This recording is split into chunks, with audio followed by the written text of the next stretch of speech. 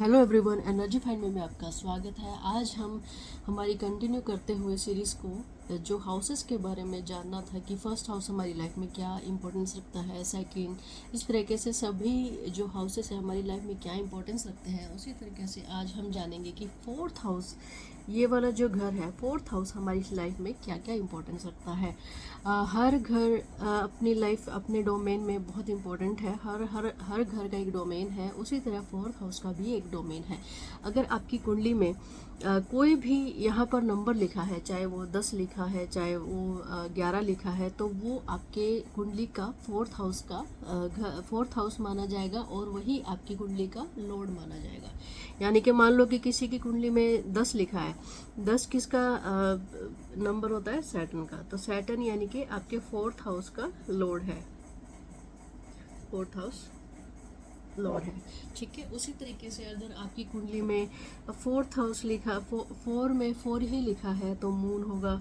ठीक है, अगर आपकी कुंडली में 8 लिखा है तो मार्स ही आपकी कुंडली के फोर्थ हाउस का लॉर्ड माना जाएगा। उसी तरीके से सभी आप अपनी कुंडली में देखिए कि फोर्थ हाउस में कौन सा नंबर लिखा है। तो चलिए शुरू करते हैं कि फोर्थ हाउस जो है हमारी लाइफ में क्या क्या मायने रखते हैं। जैसे कि आप जानते हैं, कंफर्ट फोर्थ हाउस से देखते हैं, लग्जरी फोर्थ हाउस से देखते हैं, हमारा रेजिडेंस जो है वो भी हमारे फोर्थ हाउस से देखते हैं, और सबसे इम्पोर्टेंट हमारी इमीडिएट जो फैमिली है, इमीडिएट फैमिली यानी कि आपके एक ही रूफ में आप एक साथ रहने वाले फैमिली मेम्बर्स को इमीडिएट फैमिली कहते हैं। जैसे मान लो कि एक लड़की है, ससुराल मायका उसका इमीडिएट फैमिली नहीं होगा, उसका ससुराल जो है वो उसकी इमीडिएट फैमिली हुआ। वही उसी तरीके से हर मेंबर का जो इमीडिएट फैमिली जो है वो आपके फोर्थ हाउस से देख सकते हैं। इमीडिएट फैमिली ये बहुत इंपॉर्टेंट है कि आपकी इमीडिएट फैमिली आपकी लाइफ में कितना इंपॉर्टेंस रख रही है और आपको कितना कंफर्ट दे रही है। आपके जो फोर्थ हाउस जो है, फोर्थ हाउस का लॉर्ड कहाँ बैठा है, उसमें आपकी इमीडिएट कितना इन्वॉल्वमेंट रख रही है वो आपको देख सकते हैं। मान लो कि इमीडिएट फैमिली का अगर एग्जांपल देखा जाए कि किसी के फोर्थ हाउस का जो लॉर्ड है वो 10th हाउस में बैठा है, मान लो कि सैटर्न जो है वो 10th हाउस में बैठा है, यानी कि फोर्थ हाउस का इन्वॉल्वमेंट हो गया। यानी कि आपकी इमीडिएट फैमिली और मदर, यानी कि फोर्थ हाउस से आप मदर भी देख सकते हैं, मदर एंड इमीडिएट फैमिली। आपके कर्म में या आपके जो 10th हाउस से रिलेटेड जो है, आगे हम जानेंगे कि 10th हाउस से हम क्या क्या चीज़ों को देख सकते हैं। आपके कर्म में, आपके प्रोफेशन में हमेशा इन्वॉल्वमेंट रहेगा। ठीक है, तो आप अपने देखिए कि आपके फोर्थ हाउस में आपका फोर्थ हाउस का लॉर्ड कहाँ बैठा है ये देखिए, और फोर्थ हाउस में किस लॉर्ड की प्रधानता है। मान लो कि अगर आपके 7th हाउस का जो लॉर्ड है, सबसे पहले हम कवर करते हैं कि इनके फोर्थ हाउस के पॉइंट, उसके बाद हम समझेंगे कि कौन सा अगर ग्रह आपके फोर्थ हाउस में बैठेगा तो क्या उसके परिणाम होंगे। आपने देखा कंफर्ट है, ठीक है, लग्जरी है, ये आप देख सकते हैं, रेजिडेंस देख सकते हैं, इमीडिएट फैमिली देख सकते हैं। आपके इमोशंस, अगर फोर्थ हाउस का लॉर्ड किसी क्रूर ग्रह के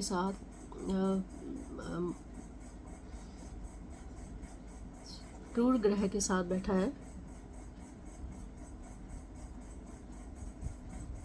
तो आपके इमोशंस में बहुत गड़बड़ी दिखेगी। आपका मन हमेशा विचलित रहेगा, आप हमेशा बिना किसी वजह के भी आप हमेशा टेंस में रहेंगे, हमेशा सोच विचार करते रहेंगे, अपने आप से बातें करते रहेंगे।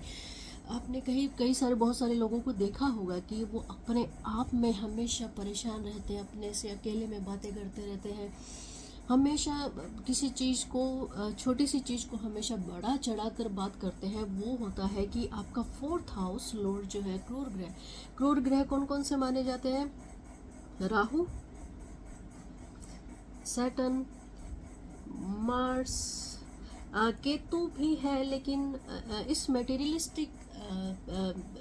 मेटेरियलिस्टिक वर्ल्ड में केतु को अभी के क्रूर ग्रह माना जाता है। लेकिन एक बहुत ही स्पिरिचुअली वे में हम केतु को क्रूर ग्रह नहीं मान सकते, ठीक है। इसीलिए हम इन तीनों को ही ज़्यादा केतु जो है बहुत स्पिरिचुअल ग्रह है, इसीलिए इसको किसी भी अगर इसको मटेरियलिस्टिक चीज़ में जोड़ा जाता है तो ये हमेशा क्रूर ग्रह माना जाएगा, ठीक है। क्योंकि ये कहता है कि आप स्पिरिचुअल रहो, उस यूनिवर्स पर, उस अपने भगवान पर भरोसा करो और सब उसी पर छोड़ दो, सब काम अपने आप बनते रहेंगे। लेकिन मटेरियलिस्टिक चीज़ में क्या कहते हैं कि आप काम करते रहो और फल की इच्छा करो। अगर ये फल की इच्छा करते हैं तो केतु आपका खराब हो जाता है, इसीलिए इसको क्रूर ग्रह माना जाता है। लेकिन हमारे जो मैंने पढ़ा है, जो मैंने सीखा है, जिन गुरु से मैंने सीखा है, उन्होंने यही बताया कि राहु, सैटर्न और मार्स को हम सबसे प्रधानता लेते हैं क्रूर ग्रहों में। अगर मान लो कि आपका सैटर्न ऑलरेडी, ये देखो, मान लो कि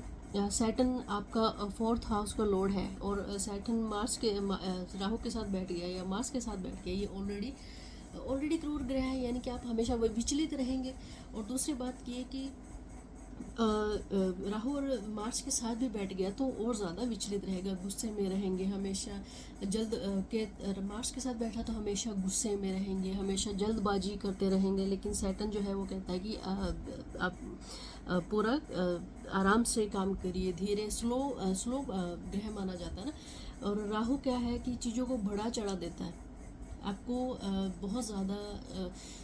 बहुत सारी चीज़ों को बढ़ाता है, चीज़ों को बहुत ज़्यादा एक्सपेंशन कर देता है। तो राहु के साथ अगर सैटर्न आता है तो ये चीज़ों को बहुत ज़्यादा एक्सपेंशन कर देता है। मान लो कि अगर आपने किसी के साथ आपकी लड़ाई हुई या किसी के साथ आपकी थोड़ी बहुत बहस हुई, तो ये क्या होगा कि उस चीज़ को बहुत एक्सपेंड कर देगा, बहुत सारी दसों बातें को और ज़्यादा जोड़ देगा। तो इसीलिए आपका 4th हाउस किसके साथ बैठा है, उसके 4th हाउस पर किस ग्रह की दृष्टि है और कौन सा ग्रह आपके 4th हाउस में बैठा है, ये चीज़ों को बहुत ज़्यादा ज़रूरी है देखना कि आपका कंफर्ट कैसा होगा, लग्जरी कैसी होगी, आपके पास लग्जरी होगी भी या नहीं होगी, आपका रेजिडेंस कैसा होगा, आपका घर कैसा होगा।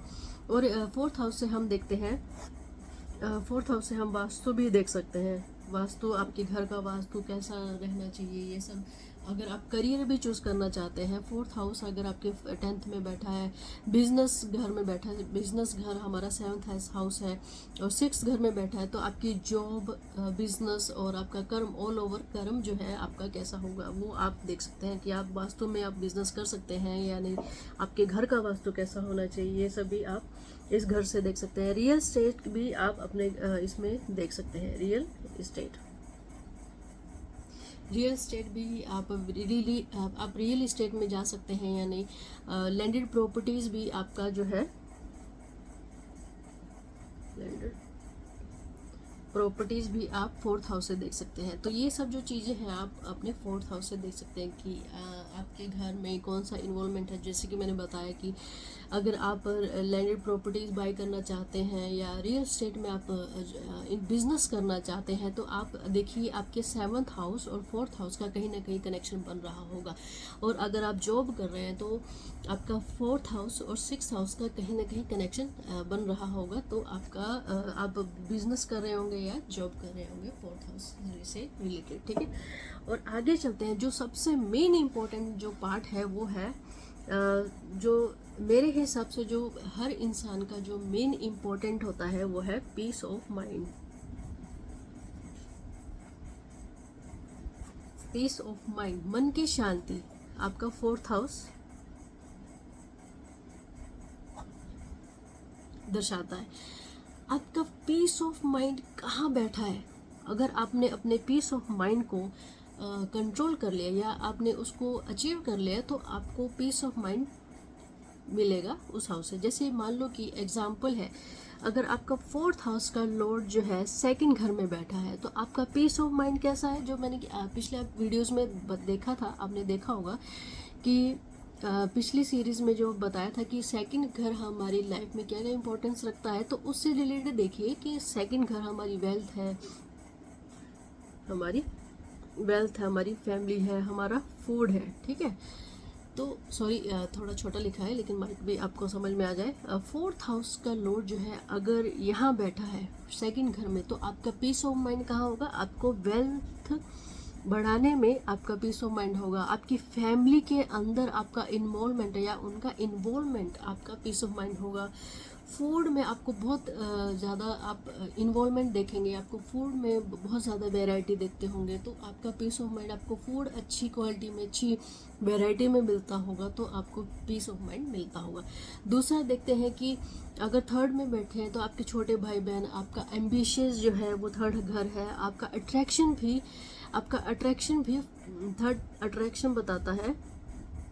आपका थर्ड हाउस आपका आक्रामक जो बिहेवियर होगा, आपको हमेशा हर चीज़ में बहुत ज़्यादा आपका अट्रैक्शन जो है। आपका फोर्थ हाउस का लॉर्ड अगर थर्ड घर में बैठ गया तो ये आपका पीस ऑफ माइंड थर्ड घर से रिलेटेड दिखाएगा। आपका अगर फोर्थ हाउस का लॉर्ड फिफ्थ हाउस में बैठ गया तो आपके बच्चों के अंदर आपका मन का पीस दिखाई देगा। आपके मन की शांति मिलेगी आपको बच्चों के अंदर, चाहे वो आपके बच्चे हैं या बच्चों में, यानी कि अगर बहुत सारे आप स्कूल में पढ़ा रहे हैं, फिफ्थ हाउस हमें हम टीचर भी बन सकते हैं, हम पढ़ा भी सकते हैं और पढ़ भी सकते हैं। आपको पढ़ने में, लर्निंग में, टीचिंग में और चिल्ड्रंस में आपको बहुत ज़्यादा मन की शांति मिलेगी। इसी तरह आपको पूरा देखना है कि आपके फिफ्थ हाउस में, सिक्स्थ हाउस में बैठा है तो आपको सेवा करने में आपको मन की शांति मिलेगी। उसी तरह अगर आपका फोर्थ हाउस का लॉर्ड सेवंथ घर में बैठा है तो आपको आपकी जो पार्टनर है उसके साथ समय बिताने में, आपके पार्टनरशिप में भी आपको मन की शांति मिलेगी, या बिजनेस करने में आपको मन की शांति मिलेगी। उसी तरह आपको पूरे घर में आपको देखना है कि कौन सा घर किस घर में हमारा फोर्थ हाउस का लॉर्ड बैठा है, तो आपको आपकी मन की शांति का पता चलेगा। अगर एक इम्पॉर्टेंट पॉइंट जो है आपका देखते हैं कि कईयों का दृढ़ शक्ति बहुत ज़्यादा होती है, उनका मन जो है उनके कंट्रोल में होता है। वो हम कैसे देख सकते हैं? मन कंट्रोल में होता है, वो उनका किन पर्सन का जो है मन कंट्रोल में होता है? जब फर्स्ट लॉर्ड जो है फोर्थ हाउस में बैठ जाए, ठीक है। जैसे कि अगर मान लो कि एरीज है, ठीक है, एरीज की कुंडली है और उसका जो मार्स जो है अगर वो फोर्थ हाउस में बैठ जाए तो क्या होगा कि ये हम खुद स्वयं है, हमारा मन, हमारी बॉडी है। तो क्या है कि हम अपने मन को कंट्रोल कर सकते हैं, हमारे मन के अकॉर्डिंग। हम जैसा चाहे हम अपने मन को कंट्रोल कर सकते हैं, हम जैसा चाहे हम कंफर्ट ले सकते हैं, हम जैसा चाहे हमारा घर बना सकते हैं, हम जैसा चाहे हमारी लग्जरी हो सकती है। लेकिन मार्स है तो अग्रेशन है, यानी कि क्रूर ग्रह, तो वो भी, उसका भी डिस्कम्फर्ट आपको दिखाई देगा। हमारी इमीडिएट फैमिली के साथ हमारी अनबन बन सकती है क्योंकि मार्स है। लेकिन आपके खुद के हाथ में है तो ये आप अपने अकॉर्डिंग कर सकते हैं कि आपको लड़ना है, झगड़ना है या शांत रहना, ये आपके हाथ में है क्योंकि आपने ही अपने मन को कंट्रोल कर रखा है।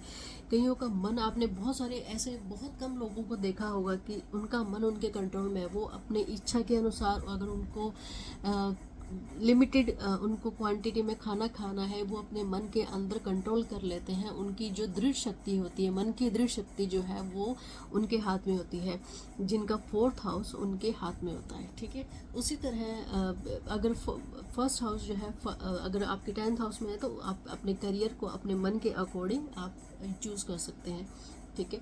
तो ये था हमारा फोर्थ हाउस। आई होप कि आपको समझ में आया होगा और ट्राई करें कि आप इसको स्क्रीनशॉट ले, माइट भी आपको समझ में आए, और इस वीडियो को 2 या 3 बार देखें ताकि आप अच्छे तरीके से समझ पाएँ कि फोर्थ हाउस जो है हमारी लाइफ में, हमारे कुंडली में बहुत ज़्यादा इम्पोर्टेंस रखता है। तो इस चीज़ को मत भूलें, पीस ऑफ माइंड आपका जो है आपके हाथ में है या नहीं। या मान लो कि किसी का फोर्थ हाउस का लॉर्ड 11th हाउस में है तो उसका जितना सोशल नेटवर्क होगा, उसके इन्वॉल्वमेंट, उसके मन की इन्वॉल्वमेंट जो होगी उसके सोशल नेटवर्क में होगी। NGOs को भी 11th हाउस दर्शाता है। आपकी जो है एम्बिशियस को भी 11th हाउस दिखाता है। उसका मन जो है उसके एम्बिशियस में इन्वॉल्व है। जब तक उसका एम्बिशियस उसका कंप्लीट नहीं होगा उसको मन की शांति नहीं मिलेगी। गेन प्रॉफिट के अंदर भी उसके मन का इन्वॉल्वमेंट देखा जाता है। तो कईयों का जो है कि जैसे प्रॉफिट नहीं हुआ तो उनका मन उदास हो जाता है। इसी तरीके से आप अपने घर का, अपने जितने भी घर के स्वामी को देखें कि आपके घर का जो भी ग्रह है वो कहाँ बैठा है, किसके साथ इन्वॉल्वमेंट है, क्रूर ग्रह के साथ है या नहीं है। तो आप इस सब चीज़ों को देखें और अपनी कुंडली को देखें और अनुमान लगाएं कि आपको मन की शांति कहाँ से मिलेगी, आपको कंफर्ट कहाँ मिलेगा, आपकी लग्जरी कहाँ से मिलेगी, आपका रेजिडेंस कैसा होगा और आपकी जो इमीडिएट फैमिली है उसका इन्वॉल्वमेंट कैसा होगा। तो ज़रूर देखें और इस वीडियो को शेयर करें, लाइक करें। अगर आपको डेली में हेल्प मिलती है इन वीडियोस से तो मुझे कमेंट करके ज़रूर बताएं और मुझे भी मोटिवेट करते रहें ताकि मैं आगे और अच्छे और ज़्यादा स्टडी करके आपको डीपली समझा सकूं कि आपकी लाइफ और कुंडली कैसे रिलेट करती है और आप अपनी कुंडली में जो क्रूर ग्रह हैं उनको कैसे अपने कंट्रोल में कर सकते हैं। तो चलिए मिलते हैं नेक्स्ट वीडियो में। नेक्स्ट वीडियो की हम चर्चा करेंगे 5th हाउस के बारे में कि 5th हाउस हमारी लाइफ में क्या क्या इम्पोर्टेंट रखता है। तो मिलते हैं नेक्स्ट वीडियो में। Thank you, bye bye.